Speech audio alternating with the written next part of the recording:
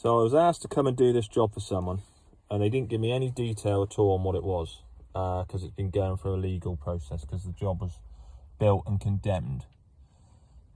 So when I got here, I never anticipated this. He's just said there was a few arches, and some set-in panels and so on and so forth. And I thought, oh, decent. But this is my jam. So we've got this building, as you can see by the perfects on the wall. This has already been built before and it's been condemned. I mean, you can see by the footings that it's an atrocious job. We won't go into that. So what we have is we've got the building that you'll see on the previous clip. We've got this set point. So we've got the band course and we've got the plinth course. So first port of call is to find the datum, which we've got here. This is where we've taken our data to this corner. There's about 10 to 12 mil difference from one side to the other. But we've taken this one because it works for the band and everything else. And over there's a bit on the plinth, there's a bit in ribbon. So when we come into it, you're not really going to know that there's a difference. So we can hide it round rather than running our building out of level. So initially, if you take a batten and you take the height, we're going old school on this, because the reason I've done old school is because the batten gives you the set height. Now, our batten was 2980, and that would be 20 mil short of 40 courses. Yep. So what we've done, the first 20, so you always get, in my opinion, you always get rid of your trouble to start, get it done. So we've gone 20 courses 1 mil smaller of gauge, and then we've gone 20 gauge courses. Yep. But the reason we've done it is that because we've got two fixed heights, and we've got a fixed height for the header frame, which you'll see on this battens here, we want on each frame we want to finish with a header closure. So then what you can do is header stretcher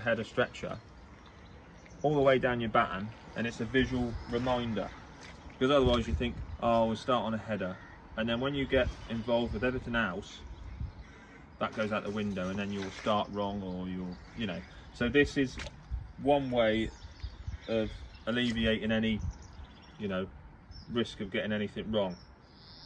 I do for a second. So as you can see, we've got a fixed plinth height and the band height. That's what we've done the gauge, the batten for. Now we know we're 11 courses down to the header frame. So when we started our batten, we started at the top, our gauge batten, and we went 11 courses down, and we made sure we finished on a header closure. Yeah, and each frame will be the same. So that's why we've done it. Now the other thing that we have to work out is we've been given a little bit of poetic license. I mean, we've got the structure opening sizes at 1475. Well, with the bricks we've got on site, we worked it out. We've gone a header, stretcher, header, stretcher, header, stretcher, header, stretcher, header, stretcher, header. So obviously up the reveal you end up with a header closure, header closure. With these bricks we worked out to be 1460. Yep. They had it at 1475. But we can make each frame work. Now we got a inset panel 15 mil here, and the architect, you can see, has tried to make the gauge work one way or another, but I mean obviously a closure upper frame doesn't work at all. So this is a bonding detail that I've actually done. Now I had my reservations to start with when I saw the architect done this, but once I got going, I realised that this was actually the only way to bond it. Now because it's a setback, it says 40 mil on here, but it's actually 50 on the house, so I've done it 50. Because this is a setback rather than a standard plinth detail, which I'll show you here, it doesn't work the same. That is how I would traditionally do a plinth detail. Thing is, there are numerous factors that dictate your bond. Now if you look along the front of this elevation, you'll notice that you've got the end of the corner of the building, that needs to be the same as the edge of this reveal, that reveal, that reveal, that reveal, that reveal, that reveal, and the corner, because obviously everything has to be symmetrical.